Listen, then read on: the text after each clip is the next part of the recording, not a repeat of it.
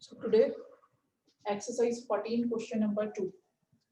Statement is a bag contains 6 red and 5 blue balls, and another bag contains 5 red and 8 blue balls. A ball is drawn at random from the first bag and without noticing its color is put in the second bag. इसमें से ball निकाल के second में डालनी है. A ball is then drawn from the second bag.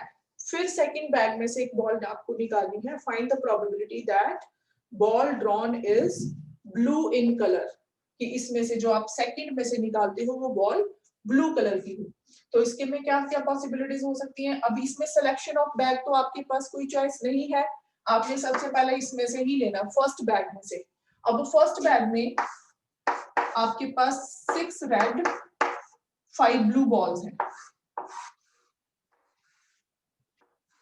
या तो आप रेड बॉल निकालोगे या आप ब्लू बॉल निकालोगे. तो हमने इवेंट जो है E1, let E1 it is the event of drawing. कौन सी बॉल ड्रॉ करी आपने? Red ball. अब चॉइस कौन सी है? From the bag one only. सिर्फ फर्स्ट बैग में से निकाला आपने. और हमने ये रेड बॉल जब आपने निकाली फर्स्ट बैग में से, इसकी प्रोबेबिलिटी आपके पास PE1 हो जाएगी 6/5 + 6 11. सिमिलरली हम E2 इवेंट को क्या ले लिया? Blue ball. Let E2 is the event of drawing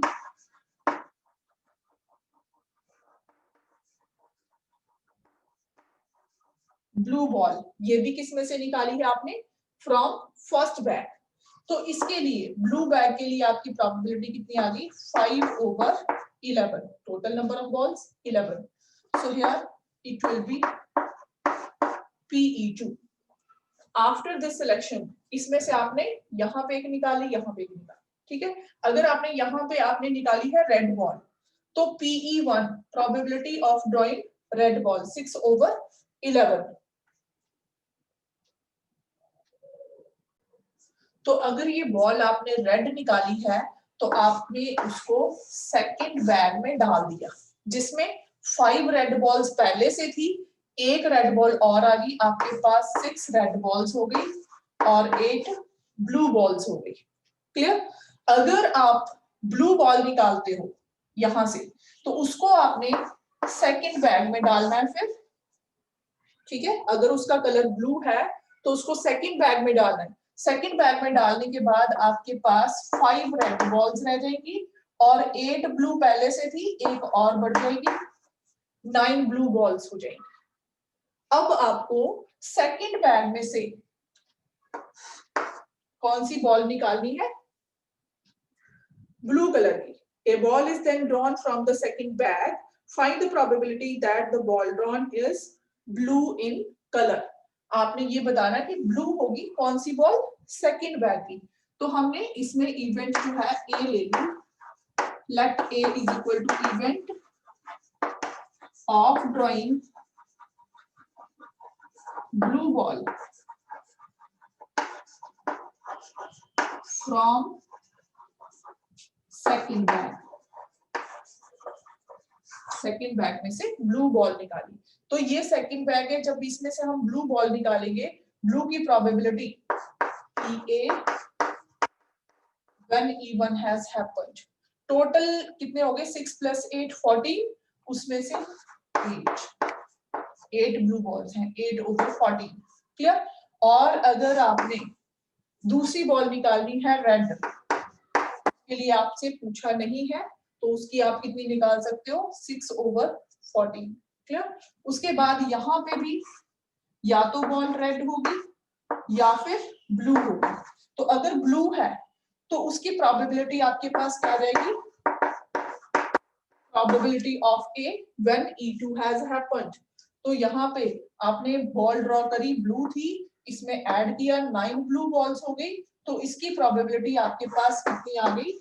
9/9 9 plus 5 14, 9/14. So यहाँ पे आपके पास PE1 probability of happening the event E1 it is 6/11 and PE2 it is 5/11. Now PA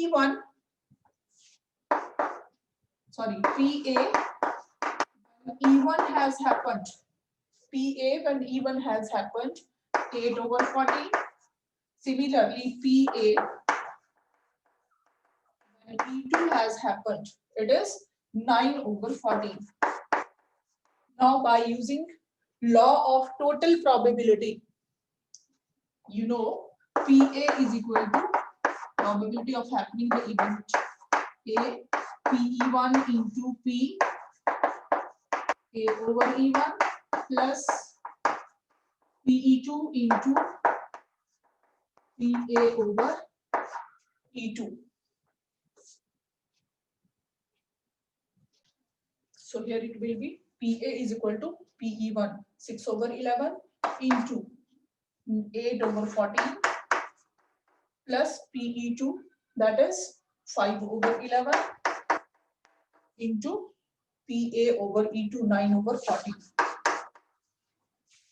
So it will be 48 plus 45/11 into 14, 93/154. So probability of getting a blue ball from the second bag is 93/154. Now question number 3.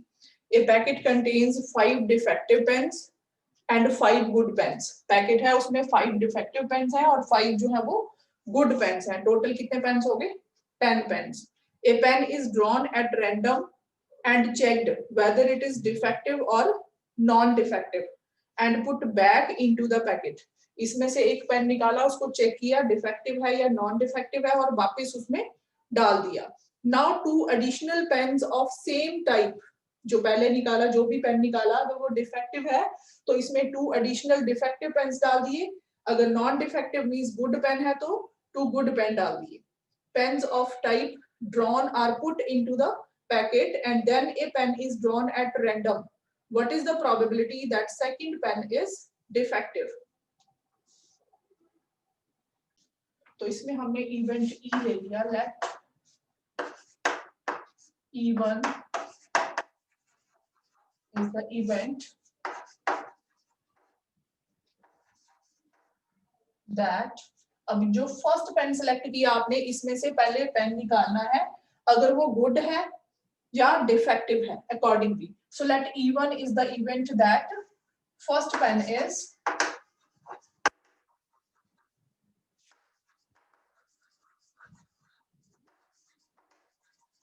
Defective. ठीक है. और E2 को हमने ले लिया event that first pen is good. अब क्या किया हमने? पैकेट तो एक ही आपके पास, इसमें से 10 पेन्स हैं तो आपके पास यहाँ पे 5 जो है वो डिफेक्टिव और 5 गुड पेन थे. PE1 प्रोबेबिलिटी है कि इसमें से जो आपने पेन निकाला है वो डिफेक्टिव है. तो डिफेक्टिव कितने हैं? 5 आउट ऑफ 10. आपके पास आ गया 1/2. सिमिलरली हियर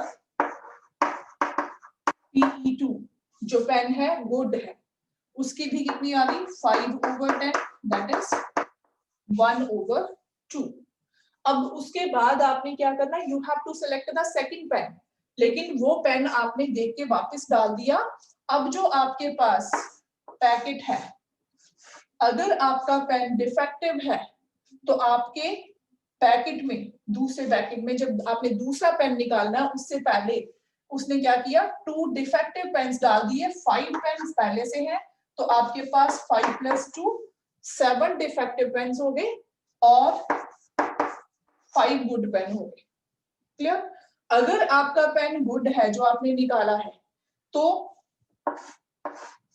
जब आपने पेन चेक किया गुड निकला, फिर क्या किया, उस पैकेट में आपने गुड पेन 2 डाल दिए, तो आपके पास 5 + 2 7 गुड पेन हो गए और 5 जो है वो डिफेक्टिव पेन से है।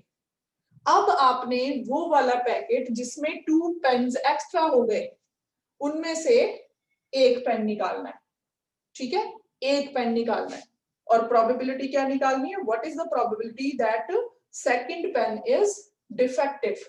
अब यहाँ पे सेकंड पेन जो है वो डिफेक्टिव है, तो उसके लिए हमने let A is equal to event that second pen is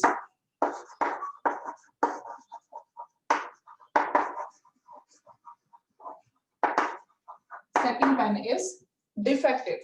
तो आपके पास यहाँ पे डिफेक्टिव पेन के लिए PA when even has happened क्या आ जाएगा, डिफेक्टिव पेन 7 से 7 आउट ऑफ 12 और नॉन डिफेक्टिव के लिए आपको नहीं पूछा है।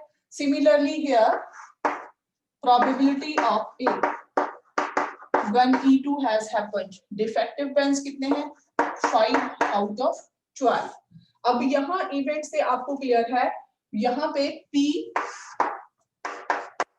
E1 it is 5/10 that is 1/2, E2 second जो है that is also 5/10 which is 1/2, PA when E1 has happened it is 7/12 and PA when E2 has happened it is 5/12.